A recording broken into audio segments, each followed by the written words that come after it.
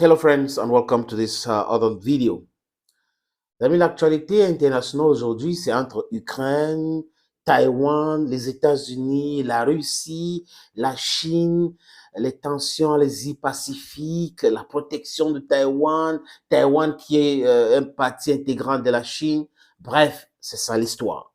Taïwan fait partie de la Chine. L'histoire est là et c'est clair. Chiang Kai-shek était président de la Chine. Et quand il était président de la Chine, Taïwan faisait partie de la Chine. Mais les communistes de Mao Zedong l'ont chassé du pouvoir. Il a fui, il allait à Taïwan avec près de 2 millions de personnes. Il a demandé la protection américaine à l'époque. Et les communistes en Chine n'étaient pas prêts pour lancer un assaut contre Taïwan. Parce que c'est un island. Donc, aujourd'hui, ou depuis longtemps, la Chine dit, comme Hong Kong, Taïwan doit rentrer dans mainland China. Et les Américains et les Européens ont adopté cette politique de une seule Chine. De Gaulle d'abord a commencé, Mitterrand pour la France, tous les présidents américains, tout le monde accepte aujourd'hui qu'il y a une seule Chine. Mais seulement, il y a une politique très ambiguë. C'est-à-dire, comme ça gêne la Chine, on met Taïwan là et on ne règle pas le problème diplomatiquement parlant. Et ça va continuer comme ça. Il y aura la tension, on va fragiliser la Chine en faisant cela. Mais non, c'est pas possible. Ça ne peut plus continuer comme ça. Regardez comment la Chine s'est développée rapidement. Maintenant, militairement, la Chine est devenue aussi très puissante. Après les États-Unis, la Russie, c'est la Chine. Maintenant, vous avez l'alliance entre les deux, le deuxième et le troisième puissance mondiale militaire, qui est la Chine, qui est la Russie et la Chine. Vous voyez que c'est un peu compliqué. Mélanger ces deux armées-là, ces deux économies-là, des guerres, ça sera très compliqué, même pour le temps de régler le problème. Et les Américains ont compris cela. Ils ont allé signer un accord militaire avec l'Australie et la Grande-Bretagne contre la Chine. Ils étaient même en Espagne, le temps était en Espagne, et qu'est-ce qu'ils ont dit là-bas? C'était clair. La Chine, c'est la première menace pour l'OTAN et les Américains. Et les gens ont gobé cela. Pourquoi? Parce que la Chine se développe. La Chine parle business avec tout le monde. La Chine demande maintenant à Taïwan d'entrer, hein, demande aux sécessionnistes d'arrêter cela et que c'est leur territoire. Ce qu'ils n'acceptent pas avec d'autres peuples, ils acceptent avec Taïwan. En fait, je peux comprendre les Taïwanais, mais les Taïwanais doivent être intelligents et faire très attention. Parce que l'histoire nous enseigne. L'histoire nous enseigne. Ça sera très compliqué pour les Américains de protéger Taïwan. Si la Chine, d'ici 2 ans ou 3 ans, décide de lancer les hostilités ou de bloquer, faire un blocus autour de Taïwan, ça sera très compliqué pour les Américains d'intervenir et régler le problème militairement. Les Taïwanais devraient être très... C'est-à-dire qu'ils sont intelligents. Peut-être ils ne voient pas les choses de la même façon que beaucoup d'entre nous. Ils sont premiers au monde dans la fabrication des puces. Maintenant, les Américains sont en train d'installer les industries chez eux pour la fabrication de ces semi-conducteurs. Voilà, c'est les semi-conducteurs. Les Chinois fabriquent déjà les semi-conducteurs. Les Européens sont en train de chercher à fabriquer les semi-conducteurs, s'ils n'ont pas déjà commencé. Tout le monde veut fabriquer les semi-conducteurs. Quand tout le monde va installer ces structures-là d'ici 1 an et 2 ans, ça sera un peu compliqué pour les gens de venir défendre Taïwan juste pour les semi-conducteurs. Ça sera très compliqué pour les Taïwanais. Ils sont 23 millions, peut-être 24 par là. Il est temps pour que le Kuomintang, je crois, il y a des opposants dans ce pays, bon, dans ce territoire chinois, qui sont allés en Chine dernièrement pour discuter, non pas rencontrer le président, mais il faut un autre son de cloche parce qu'à un moment donné, ça sera très compliqué de gérer cette affaire. Donc, les sécessionnistes qui veulent avoir un pays doivent le savoir que le monde est en train de bouger et ça bouge du côté des BRICS. Et cette hyperpuissance aujourd'hui ne peut plus tenir parce qu'on a des puissants montants. Vous voyez un peu ce que je veux dire? Nous sommes en train on se tend vers quoi? Vers un monde multipolaire. Et tant que les gens ne vont pas comprendre cela, on va rester toujours dans le laisse-bruf. Et ce laisse-bruf voudrait que on se dit, oui, mon grand frère était fort hier, il était fort il y a 10 ans, il était fort il y a 20 ans, aujourd'hui, non. Vraiment, si quelqu'un me touche, je vais aller dire à mon grand. Non, il y a 20 ans, il y a des enfants qui ont grandi, qui ont des muscles, qui font des arts martiaux, qui peuvent taper votre grand frère. Vous voyez un peu cette image? Le grand là est fort, il était fort. Et ça reste dans la mémoire des gens. Quand les choses changent, le monde bouge, nous devons bouger avec ce monde-là. Nous devons savoir que tôt ou tard, les choses vont arriver. Et c'est inévitable. Maintenant, pour prévenir, c'est d'entrer en négociation, discuter avec des Chinois pour savoir s'il vous permet de rester dans votre démocratie à l'Occident, parce que là, c'est les Occidentaux qui pensent que leur démocratie, c'est la meilleure. Et ailleurs, ils font du n'importe quoi. En Afrique, par exemple, ils soutiennent les dictateurs, les dictatures tous les jours pour leur intérêt égoïste. Bref, on va faire une autre vidéo pour en parler de long à large, les amis. Donc, je vous suggère, les amis, de regarder cette brillante analyste sur ce plateau, une fois n'est pas coutume, de ce général, il s'appelle général Trinquant, qui parle de Taïwan et il suggère que les supporters du Taïwan et les Taïwanais doivent écouter attentivement ce que dit ce général. Ça peut les aider. Les amis, regardons. Bonsoir Quentin. Bonsoir David, bonsoir à tous. Taïwan est-elle chinoise? Historiquement, oui David. L'île fait partie intégrante du territoire chinois, sans ambiguïté, depuis 1949. C'est à cette date que les choses changent. Le Parti communiste chinois de Mao Tse-tung prend le pouvoir.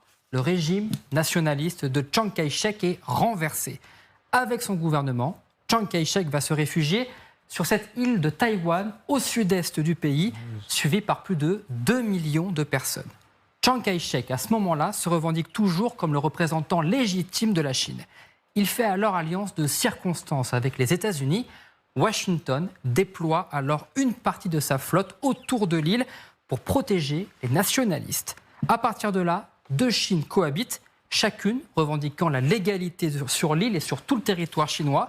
Pendant des années, d'ailleurs, le régime communiste de Mao ne sera pas reconnu comme le représentant officiel de la Chine. C'est ça, chacun dit « la Chine, c'est moi ». Ceux qui ont pris le pouvoir par la guerre, Mao et les communistes, et Chiang Kai-shek qui avait le pouvoir et qui s'est réfugié sur l'île avec ses 2 millions de partisans. Mais aujourd'hui, les choses ont changé. Oui, car au fil des ans, le régime communiste de Mao a affirmé son pouvoir. En 1971, l'ONU finit par reconnaître la République populaire de Chine comme l'unique État chinois. Souvenons-nous d'ailleurs que le général de Gaulle l'avait déjà fait dès 1964. Taïwan perd alors son statut d'État. Elle ne peut plus se revendiquer comme représentante de la Chine, mais Taïwan refuse pour autant le rattachement à Pékin. Ce statu quo est d'ailleurs toujours en cours aujourd'hui. Pour Xi Jinping, Taïwan, je cite, est une province rebelle, la 23e de la Chine.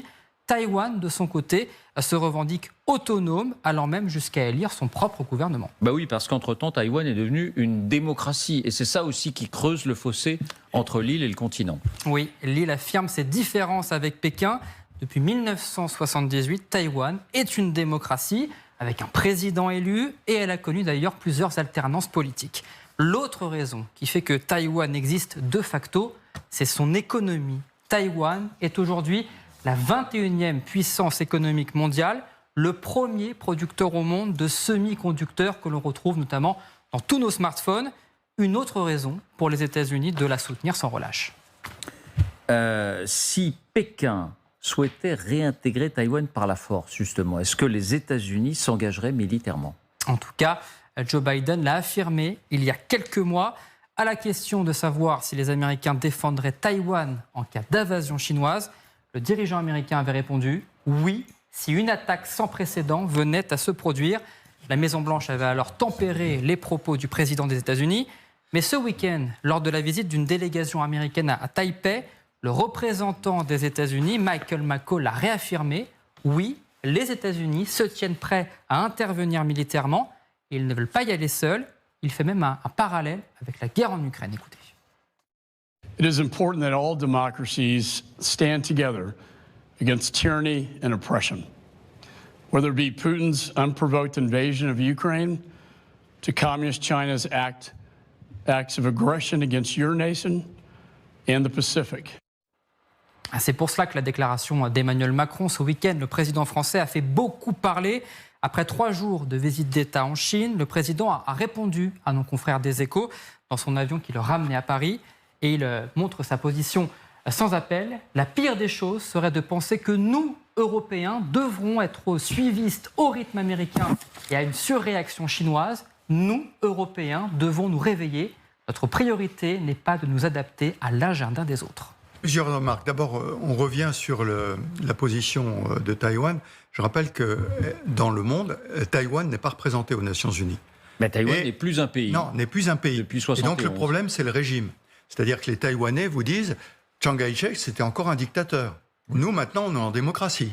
Et donc, le scénario à la hongkongaise, c'est ça qui les guette. Et donc, avec la difficulté, et vous avez raison de souligner, je trouve que j'étais pas mal en relation avec Taïwan quand j'étais aux Nations Unies et maintenant, c'est que vous avez une partie de la population d'origine et une partie de la population qui vient de la Chine continentale. Et lorsque vous allez en Chine continentale, on vous fait bien la différence entre les étrangers et les Taïwanais qui sont considérés comme des Chinois en Chine. Donc, c'est simplement pour poser les bases, cette difficulté. La deuxième général. Ouais. Ah oui, non, alors, pardon de vous interrompre, mais parce que vous parlez de Hong Kong, personne dans le monde n'a voulu mourir pour Hong Kong. Exactement. Et la Chine a pris le contrôle de Hong Kong, avec la répression des opposants, tout ce qu'on a vu. Est-ce que quelqu'un dans le monde sera prêt à mourir pour Taïwan avec certitude, les États-Unis ou quelqu'un d'autre? Et mourir comment et pourquoi? Parce que qu'est-ce que ça veut dire que la guerre chinoise contre Taïwan? On l'a vu dans l'exercice qui a été monté là. La Chine a le temps et monte une manœuvre d'étouffement de Taïwan. Et Taïwan est très inquiet de quelque chose, c'est comme vous le soulignez tout à l'heure, Taïwan, aujourd'hui, c'est quoi? Ce sont les semi-conducteurs de très haut niveau. Le problème, c'est qu'actuellement, les Américains sont en train de les installer sur le territoire américain. Les Européens font la même chose. Donc, quelle sera la valeur résiduelle de Taïwan dans 5 ou 6 ans? Je n'en sais rien. Et les Chinois, eux, ont le temps et disent, nous, on va montrer une manœuvre. Alors, aujourd'hui, c'est les manœuvres que vous disiez, ils ne sont pas prêts. Hein. Mais, vous savez, les manœuvres, c'est pour reprendre le parallèle avec l'Ukraine. Vous savez, il y avait des manœuvres au bord en Russie, et puis c'est des manœuvres. Puis d'un seul coup, c'est devenu la guerre. Peut-être que à force de faire une manœuvre comme ça tous les ans, dans 4 ou 5 ans, il y a une manœuvre qui ne sera plus vraiment une manœuvre, et qui sera une vraie manœuvre d'étouffement. Oui, parce que... Alors, écoutez, c'est un vieux combat. Bien avant la guerre en Ukraine, les Américains ont absolument voulu que l'OTAN s'occupe de l'Asie-Pacifique et de Taïwan. Et à l'époque, le président français avait dit, ou la ministre, pardon, à l'époque avait rappelé que l'OTAN, c'était le traité de l'Atlantique Nord et qu'elle ne voyait pas très bien où était l'Atlantique Nord autour de Taïwan. Donc c'est un vieux combat depuis très très longtemps. C'est le premier point. Deuxième point, entraîné par les Américains, pardonnez-moi pour avoir vécu un peu les événements de 2003 à New York, je sais un petit peu ce que ça veut dire. Et moi, je ne suis pas complètement convaincu que les Américains entraînent, et ça a été l'objet de AUKUS, vous vous souvenez de l'affaire AUKUS, dans laquelle, à l'époque, on a dit... Les sous-marins, voilà, australiens, français... Au-delà des sous-marins, qu'est-ce que c'est que cette alliance avec les Australiens, les Britanniques et les Américains militaires contre la Chine dans cette région-là, alors que l'Union européenne a tout un plan de travail avec la Chine qui n'est pas du tout du même ordre et qui travaille beaucoup sur l'économie. Donc on voit bien que nous ne sommes pas alignés, Européens, Français, sur le problème de la Chine. Et moi, je ne parierai pas que dans 4 ou 5 ans, comme je le disais, les Américains disent « Bon, écoutez, Taïwan, vous êtes sympa, mais vous allez négocier avec la Chine continentale. Moi, les puces, ça y est, je sais faire. J'ai plus ce problème-là. on a changé de gouvernement, on a changé d'administration, il y a une administration qui est un peu moins molle, etc. Donc je pense que sur le fond, l'absence d'alignement avec les États-Unis est une bonne chose. Maintenant, comme le disait Vincent, peut-être ne faut-il pas qu'un président parle dans l'avion. Ça, c'est un autre sujet. Mais le fond, l'alignement sur les Américains, nous sommes alliés, nous ne sommes pas alignés. Et dans ce cas-là, on peut en discuter. Les amis, vous avez regardé vous-même, vous avez compris. C'est un peu limpide ce qu'il a dit, c'est un peu clair pour une fois n'est pas coutume. Ça veut dire qu'il corrobore les propos même du président français Emmanuel Macron qui a dit non, ils ne vont pas suivre les Américains comme des moutons. Ce n'est pas possible.